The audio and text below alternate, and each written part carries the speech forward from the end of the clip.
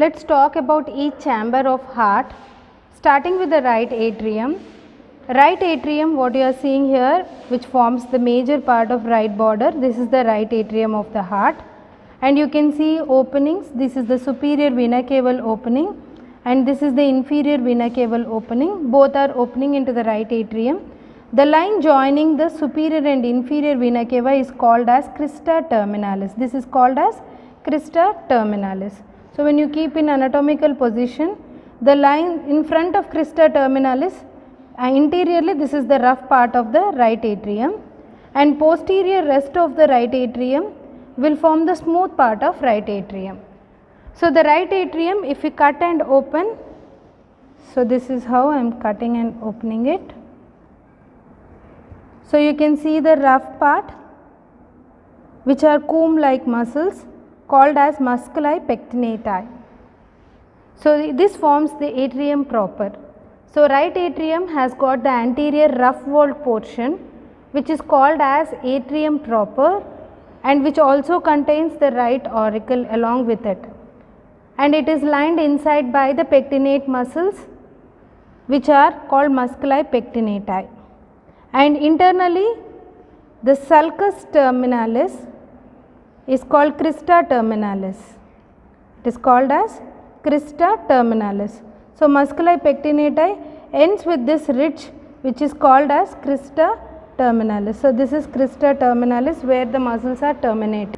So, crista terminalis is a muscular ridge running anteriorly along the right atrial wall from the superior vena cava to inferior vena cava, and it provides origin to musculi pectinate muscles.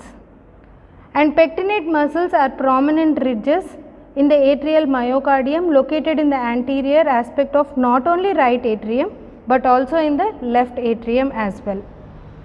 And smooth part, this is the smooth part. This is the smooth part of the right atrium.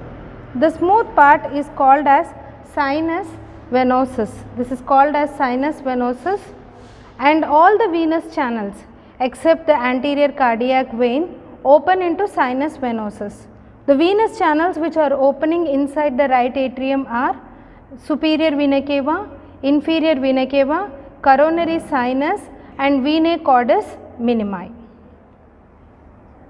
And this anterior atrium proper, developmentally it is derived from primitive atrium, and sinus venosus is derived from sinus venereum, and it presents the transverse ridges which are called musculi pectinati anteriorly, which are comb like and arise from crista terminalis and which run downwards and forwards towards the auricle.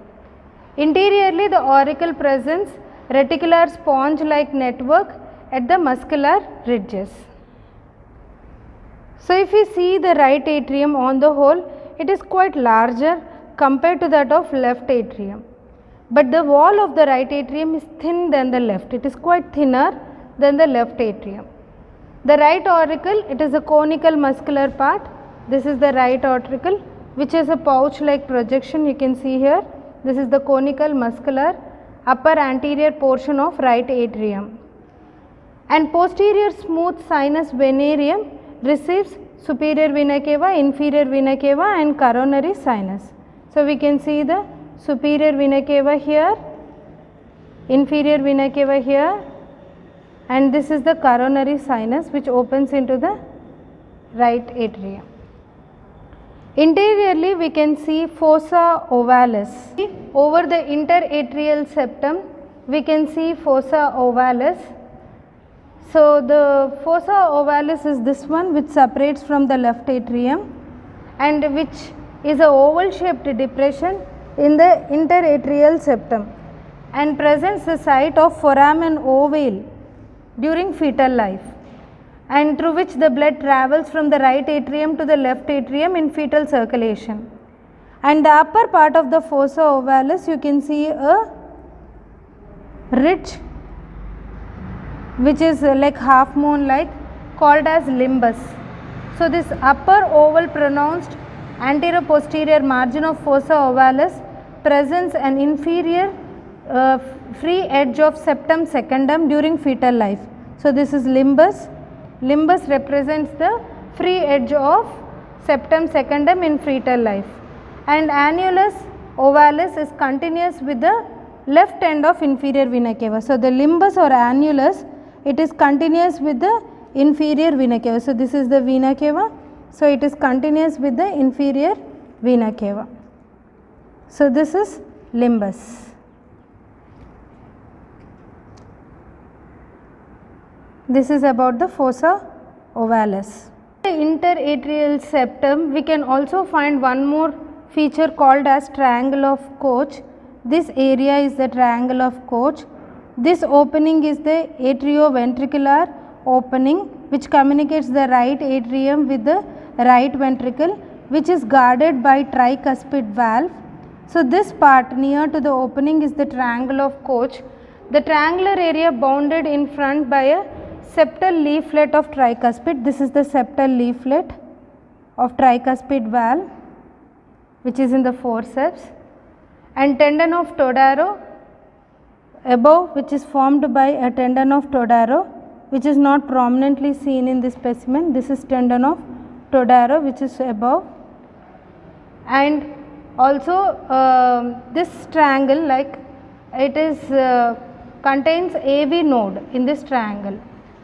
Then torus aorticus, it is an elevation in the anterior superior part of the septum produced by the bulging of non-coronary sinus, right posterior coronary sinus.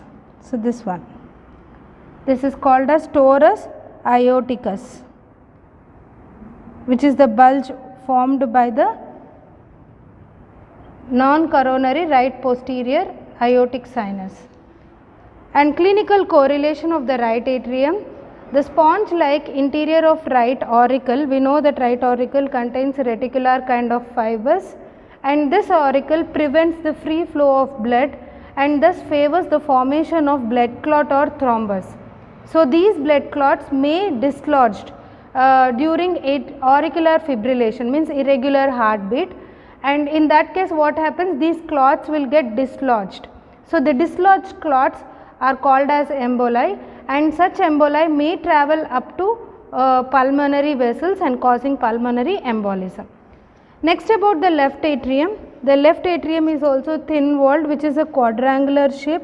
Most of the posterior surface or the base is formed by the left atrium, and we can see openings. These two openings you can, I hope you can appreciate. These are the left pulmonary veins, and here the right pulmonary veins are there, upper and lower, which are cut here. So, 4 pulmonary veins opens into the left atrium, and it is the most posterior of 4 chambers, and the left atrium has also got smooth wall, which is the posterior absorbed part of pulmonary vessels forms the smooth wall, and the auricle of the left atrium contains the atrium proper, which is rough interiorly. Just like the right atrium, it is rough interiorly. The 4 valveless pulmonary veins from the lungs open into the left atrium, and there are small openings of vena cordis minimi, which opens into the wall of left atrium, and left atrioventricular orifice. So, this is the cutting opening through the left ventricle itself. This opening is the left atrioventricular orifice. This is the left ventricle. This thick muscular wall is the left ventricle. This thin wall is the left atrium, and this is the bicuspid valve. You can see 2 cusps, 1 and 2 cusps, anterior and posterior cusp, which are called bicuspid valve, which separates the left atrium from left ventricle.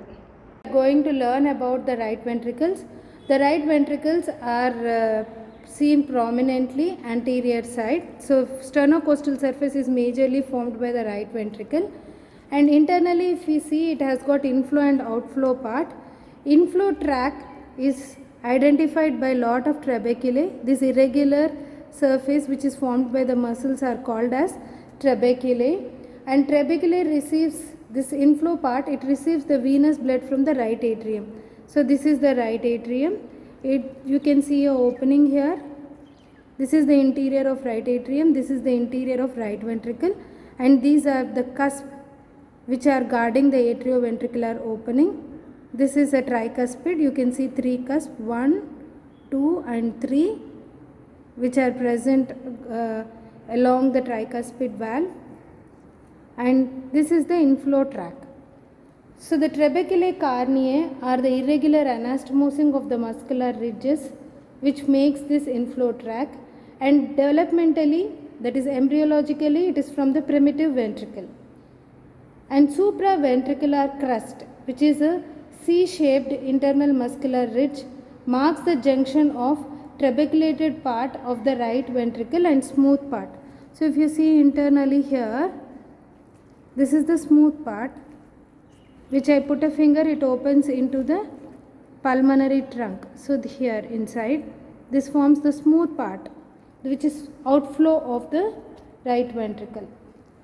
The papillary muscles, which are more prominent on the left side, I will show here. These are the papillary muscles present in both ventricles. I am showing for in left ventricle for your reference. These papillary muscles are cone-like. You can see cone-like, which connects to these thread-like structures which are called as chorda tendinae, and chorda tendinae further connects into these cusp. They connect to the cusp. So the papillary muscles are cone-shaped muscles which are enveloped by the endocardium, and they are like anterior, posterior, ventricular walls and septal. There are 3 sets of papillary muscles on the right ventricle and 2 sets of papillary muscles on the left ventricle. See the thickness of the wall of the left ventricle, it is quite thickness. The wall is quite thicker compared to the thickness of the right ventricle. See, this is the thickness of the right ventricle, this is the thickness of the left ventricle. So here is the inflow part of the right ventricle, and outflow continues to form the pulmonary trunk, which is the smoother part. And the ridge which separates the inflow and outflow part is called supraventricular crust, which separates the inflow and outflow part. Inflow part, this is the rough part developmentally from primitive ventricle, and outflow part is from bulbous cordace. And the rough part, it is due to the muscular ridges. You can see bridges, ridges and pillars containing papillary muscles which forms trabeculae carneae. And outflow part is quite smoother, which continues to form pulmonary trunk. And pulmonary trunk and the smooth outflow part is separated by a valve which is called pulmonary valves. Separates the pulmonary trunk from the smooth part is the pulmonary valves, which are concentric valves. Left ventricle, it is quite thick walled. You can see it is makes 2/3 of the inferior surface. So 2/3 of the inferior surface is formed by the left ventricle. It too has got the rough part, which is the inflow part here, and outflow is smooth here also. So inflow part receives the blood from the left atrium. This is the left atrium, and you can see 2 cusps here, which is the bicuspid. One here, the other one is here. 2 cusps, which is a bicuspid valve. Set of right ventricle. Let's talk about some differences between the right and left ventricle. Right ventricle, it receives the deoxygenated blood from the right atrium, whereas the left ventricle receives the oxygenated blood from the left atrium. And the papillary muscles are 3 sets on the right side, anterior, posterior and septal, whereas the papillary muscles on the left side, there are 2 sets. You can see very clearly here, this is the anterior set of papillary muscles, this is the posterior set of papillary muscles. Only 2 sets of papillary muscles are present on the left side. And the right ventricle is thinner when compared to that of left ventricle. The right ventricle thickness, approximately it is thin. You can see 1:3 ratio, and whereas the left ventricle is 3 times thicker than the right ventricle. And cavity of the right ventricle is concentric in shape in cross section. Left ventricle, it is circular shape in cross section. Thank you.